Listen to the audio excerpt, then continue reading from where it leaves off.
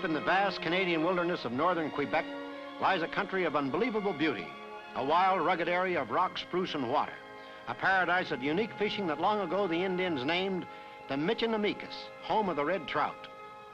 There is a fish known scientifically as the Quebec red trout. It has a forked tail, runs to about 12 inches, but is actually a golden pink in color. The Indians knew another trout, square-tailed, really red, and very rare, averaging 1 to 2 pounds or more.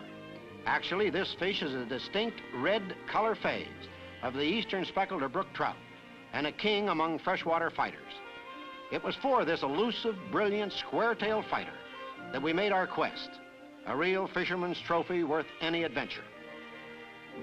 Waiting to meet the party at our base camp, the Wapisibi Fishing Club, were my good friend Sam Fike and our wise old French-Canadian guide, Rennie. Both of them I knew would contribute much to our quest. We hastened to unload the plane jammed with equipment familiar to fishermen everywhere. Each piece would play an important part in our carefully developed plan to track down the haunts of those rare red trout. At last, our elaborate and detailed preparations were beginning to pay off, and a keen sense of anticipation filled the air as we sorted and checked each piece of equipment. The ice chests, fish nets, minnow buckets, tackle boxes, and rods in their cases. The entire load of gear was eventually off the plane and being passed into the lodge.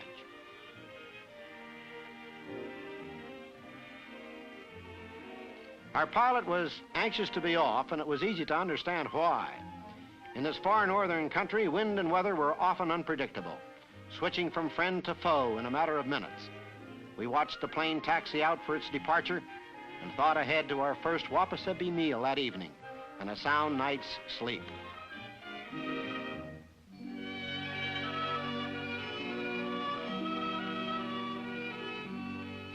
Next morning was clear and sunny.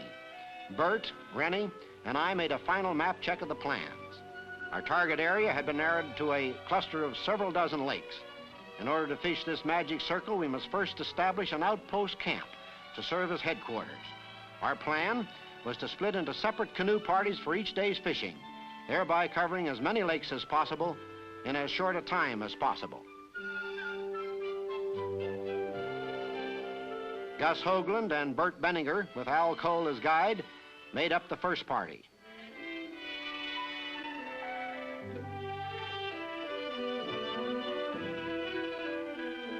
Ed Collins, Otis, Mac McCreary, and Garville were next to embark.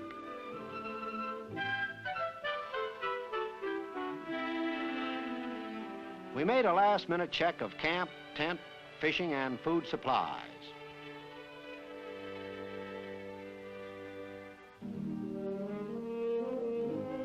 Everything was in order. Then the all-important freight canoe was loaded.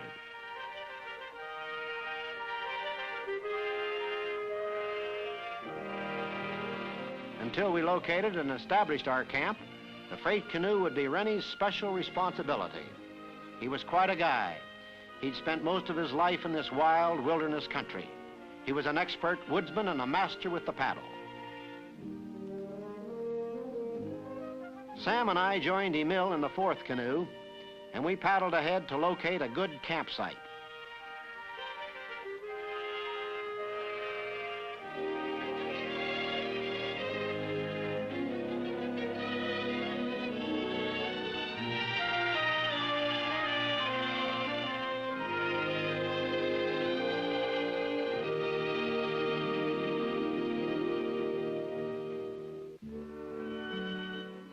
We led the other canoes deeper and deeper into the bush.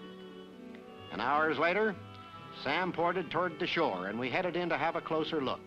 It might be just the spot for our outpost camp.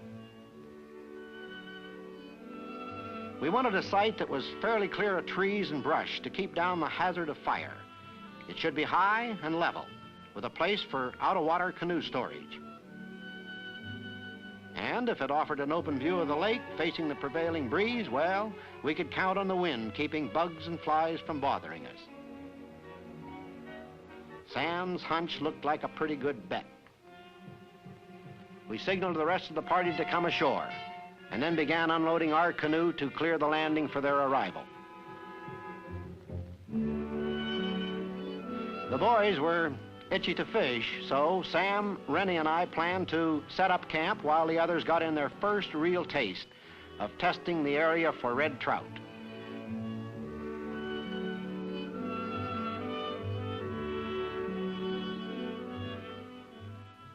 Our campsite would make it easy to reach the surrounding lakes, and the anglers could try a nearby rocky ledge before sundown. Our quest was based on a theory, confirmed by Rennie, that although regular gray trout and speckled gray trout were often found together, they would seldom be found in the same lake with many of our red quarry. When we located the reds, we'd find few but red trout in that water.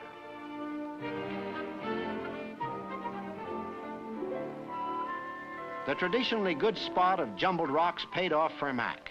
He tied into a nice one, and true to its reputation, it put up a scrappy fuss. Just look at him.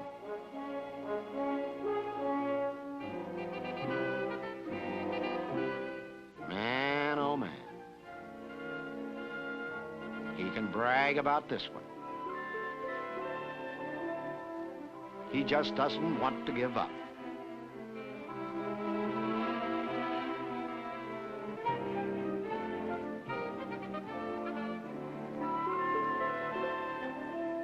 Mac's fish was a beauty, but definitely the gray speckled variety. It meant Mac's first catch, in effect, eliminated the first lake as a possible home of the red trout we were after. Anyway, we didn't hope to be quite so lucky so soon. The camp was in pretty good shape when the boys got back. That evening, the crackling of the fire and the aroma of burning birch put us all in a reflective mood. All of us wondered how many more lakes would be crossed off our map before we located those rare red trophies.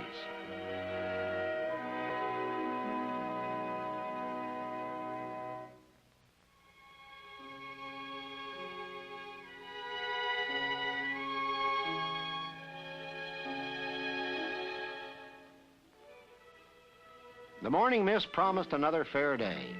Rennie and I powwowed with the map and came up with our day's assignment of likely lakes within the magic circle. This was to be our first real assault, and any one of the lakes we selected might prove to hold our bright red reward.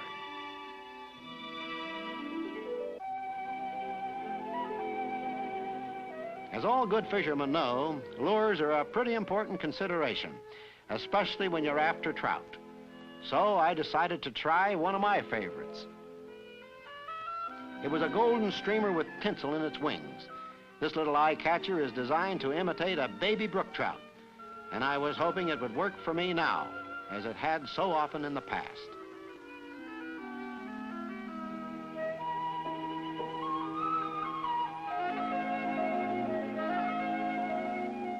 It was a lucky choice.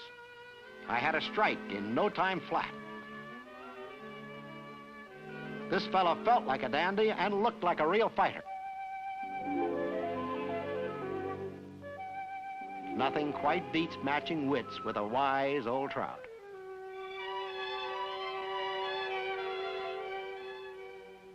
There's excitement in every inch of that line. He was a beauty, but he wasn't red. A few more, and it meant we could chalk off this lake. Gus, on his particular lake, could do no better. Sam did much better. On still another lake that morning, he had plenty of action. This fellow was a real battler, too. Sam has a first-rate fighter.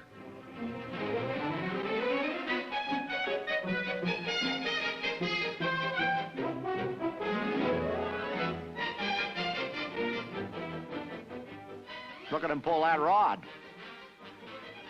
Here's a thrill that's hard to match.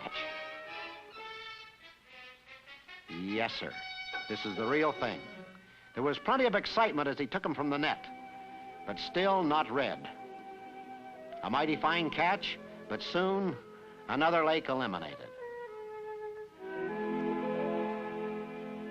Mac and Ed were patiently waiting on their lake for that first flashing zing of excitement.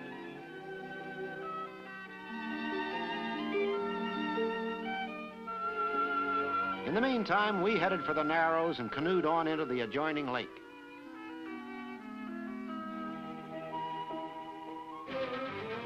Trout were hungry in this water, too. They hit, and they hit hard. This time, they like spinners. Ah, nothing like this.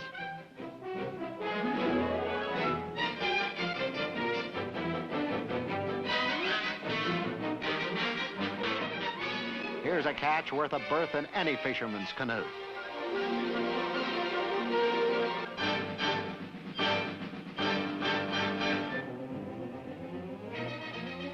As we slid him into the net, we strained for a glimpse of his color.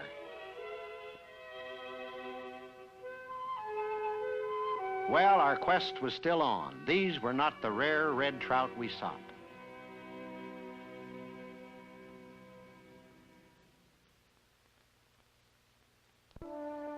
At the end of that first day, we all headed back to camp, tired and hungry.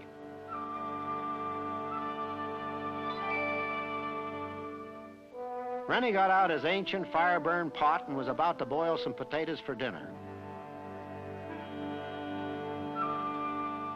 We had a better idea. We had all secretly agreed we might have a little fun with Rennie, and at the same time show him a few cookout tricks that he could use later to impress other camping parties. We explained all the wonderful features of cooking with Alcoa wrap. It was a brand new experience for Rennie.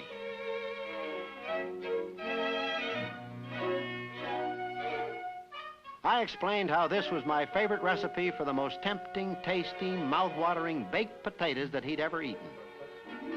When I spread on the butter over the skins of the spuds, Rennie's jaw dropped a mile.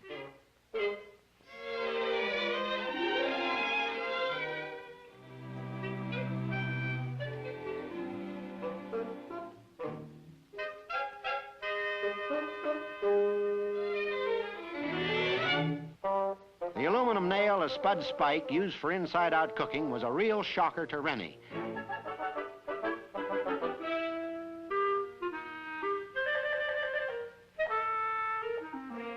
Too late to save the potatoes, Rennie was bound to cook the corn his own old-fashioned, sensible way. Just about that time, Bert stepped in and offered another surefire homemaker's hint.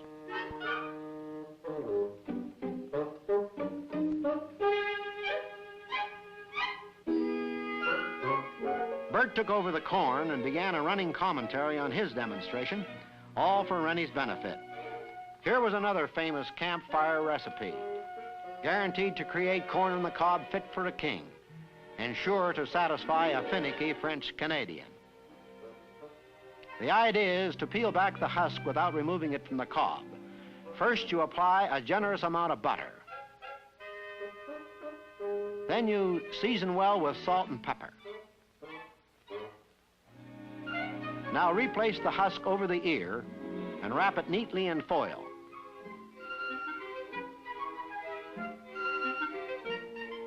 Twisting the ends tightly.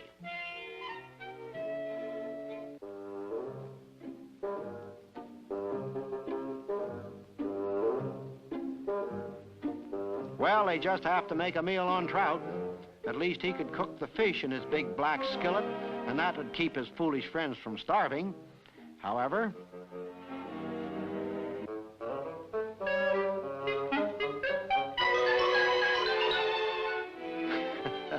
poor Rennie, he looked like a misused moose. I followed the same procedure and wrapped each fish in aluminum foil, crimping both ends to seal in the flavor.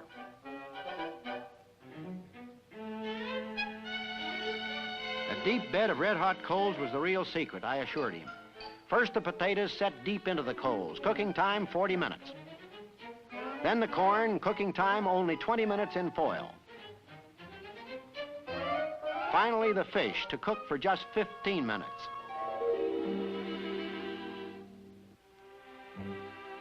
Soon the campfire chow was ready for our crew of hungry sportsmen. Maybe we'd given Rennie too much of a rough time, but I was sure he'd come around once he'd tasted our special outdoor menu.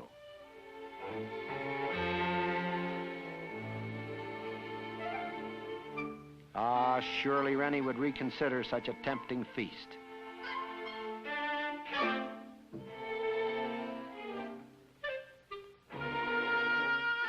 Old Rennie was a pretty cagey character, and he'd done a lot of scoffing about all this. It all depended on those first few bites.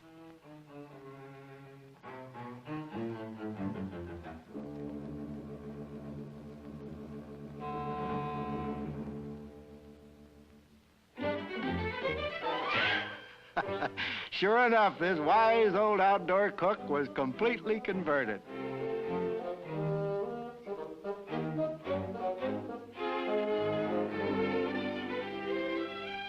A little later, packing the extra fish, Rennie thought he was alone. But it was obvious that Rennie, his pack sack, and Alcoa wrap were going to be friends from here on out.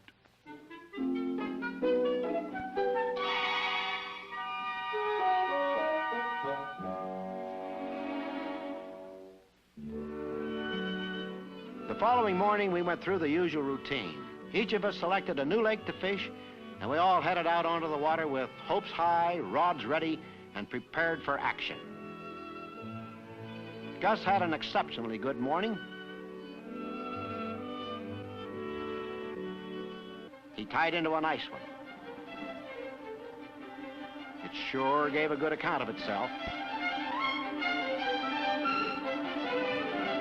He fought like a dandy and a wise one, too. Gus had his hands full, that's for sure. He almost got away. But finally, the plucky trout was landed for keeps.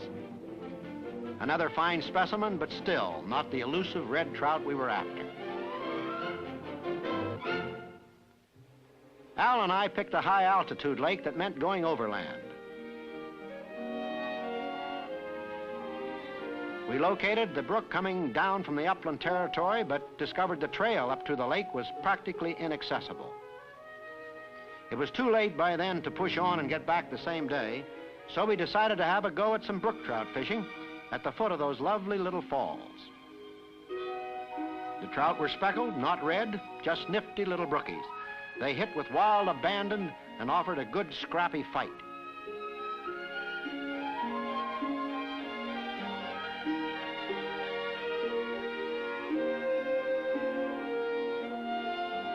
Sure made a pretty picture as we skidded them up the rapids and through the foaming water at the foot of the falls.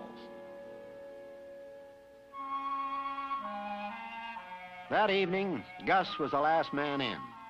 We hoped that he'd found that lucky lake. Yes, he'd done well with a fine catch of trout, but again, they were the speckled gray trout. Sam had reminded us these speckled grays weren't to be confused with the gray lake trout. Speckled gray trout are a different gray color phase, though they often live in the same water with the regular lake trout. Rennie tried to boost our morale. There won't be much grays when we find the rad, he said. You catch the rad, mon ami. This is, how you say, the best sport in all the world. It sounded exciting. But we all knew our days were numbered.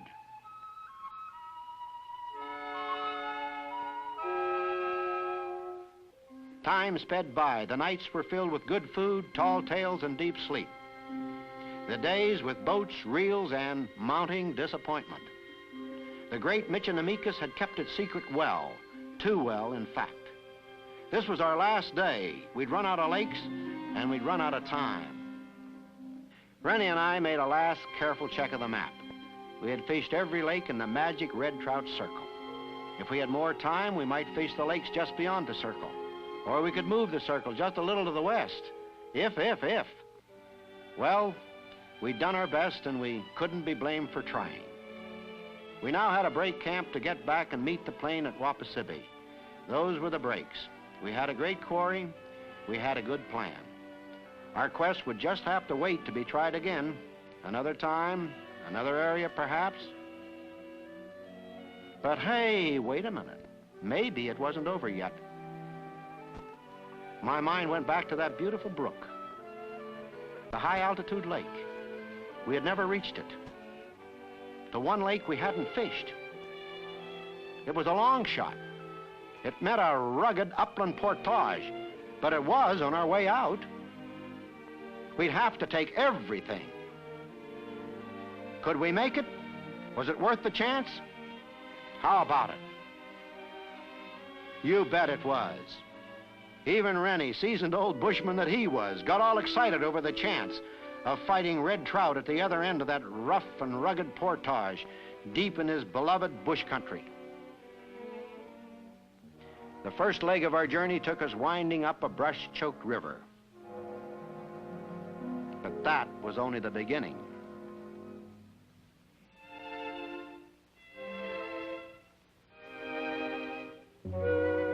We canoed as far as we could go, then shifted packs and canoes for a wearisome upland trek over an ancient, unmarked trapping trail.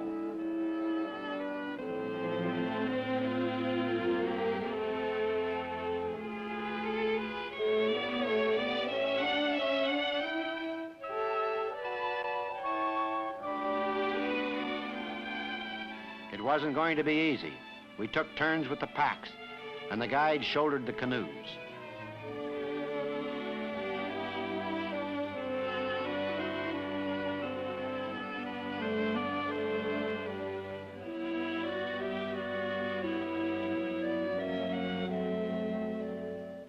We climbed over rocks, and we tramped past underbrush through some of the deepest, bleakest wilderness any of us had ever seen. At last, we were over the ridge, and there was our almost forgotten lake. That's what we'd call it, almost forgotten lake. And it looked good. It was hard to think our trek might be in vain. The throb of anticipation gripped us all. There was one sure way to know. We headed out onto the water, and we started to fish.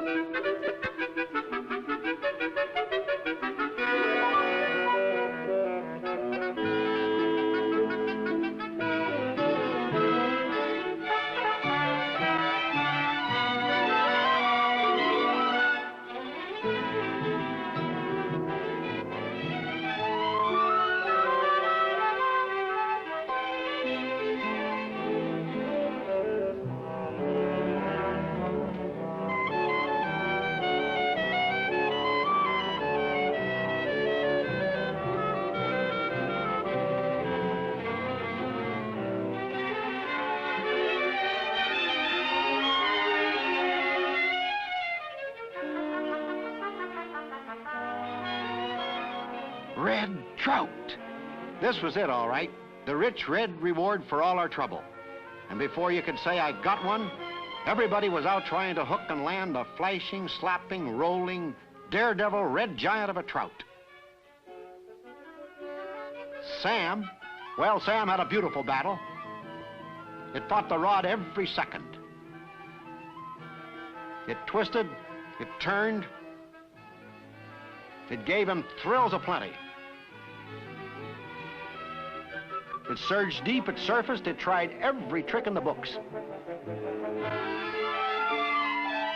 Here was a king-size fighter if there ever was one.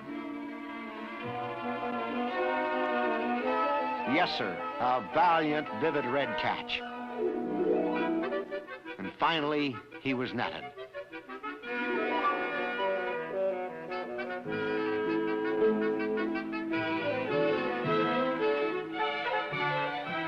Congratulations were certainly in order. And it looked like Sam might have one of the best of those daredevil red rascals. We got out the trusty tape measure and clocked this beauty off at a mean 15 inches. Nearly 2 pounds, a deep-bodied, chunky beauty. Yes, indeed, a real fisherman's trophy.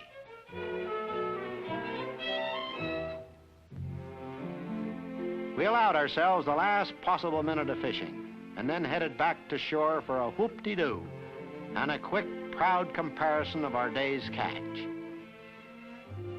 Our calculated risk had certainly paid off. Every man in the party had landed his share of these fabulous fighters. Here were fishermen in a dream actually come true.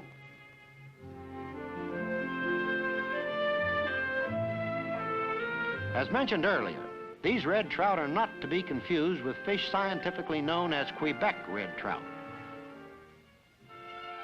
Our red trout are really a red color phase of the native speckled or eastern brook trout.